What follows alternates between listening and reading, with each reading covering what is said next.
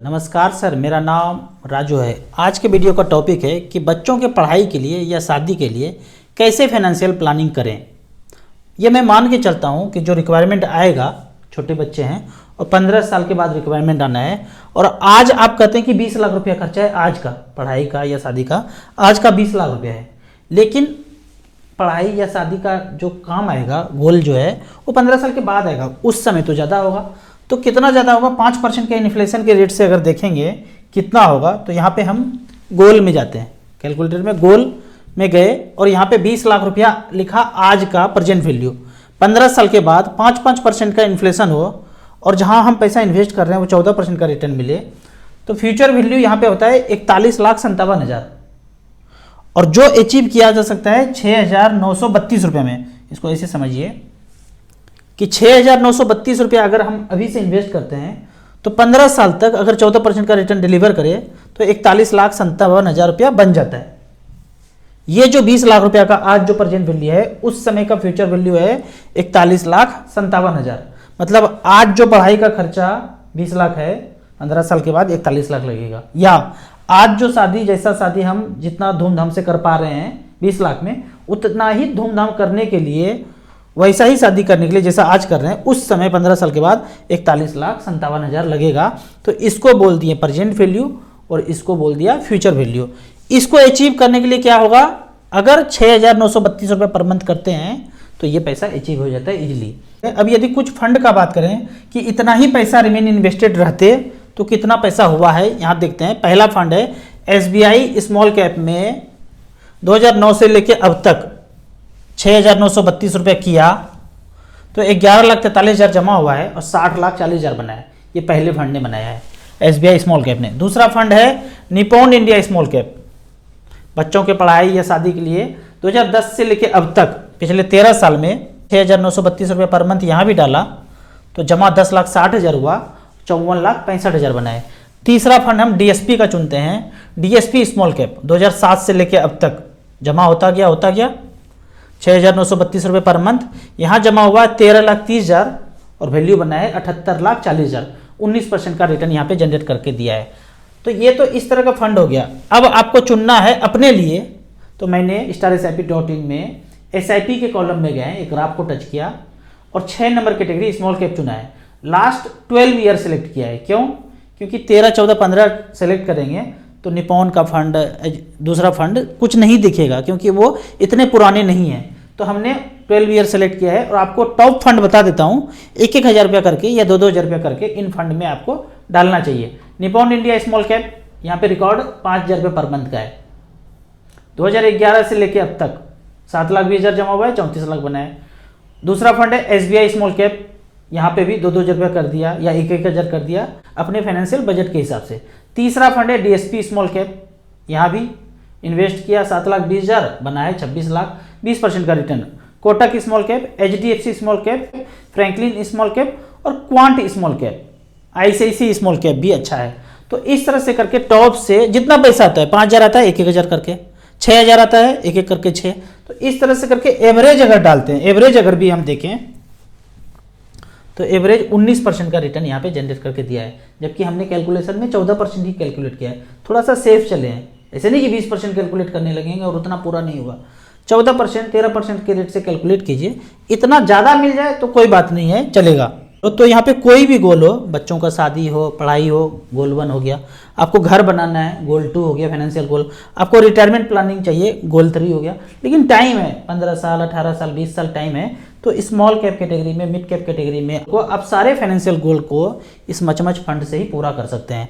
अब आगे का कुछ कॉमेंट्स है, कमेंट्स पे जाते हैं। यहाँ पे पूछा गया है सवाल कि मेरे पास 1,60,00,000 रुपया का कॉर्पस है, प्लॉट बेचकर प्राप्त हुआ है, तो इसको मैं कहाँ पे इन्वेस्ट करूँ कि 1 लाख रुपया पर मंथ आ सके और 3% बढ़ोतरी हो और 10 करोड़ बाद में होने चाहिए।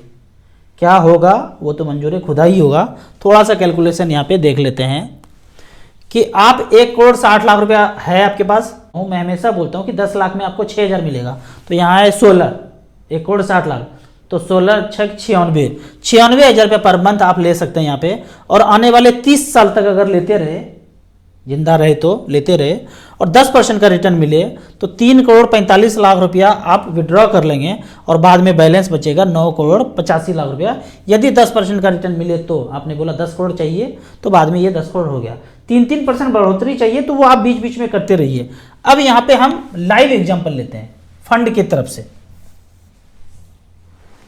हाइब्रिड इक्विटी सेलेक्ट किया है, 1,60,00,000 रुपया डाल दिया है। लास्ट 20 ईयर्स का रिकॉर्ड यहाँ पे देखते हैं, 2003 से लेके अब तक 2023 तक पैसा विड्रॉ करना शुरू किया, 96,000 रुपये पर मंथ पैसा लगाया और अगले ही 1 तारीख से इमीडिएट लेना शुरू कर दिया। ये डेट दिया हुआ है, जुलाई 2003 से अब तक पेंशन लेता गया।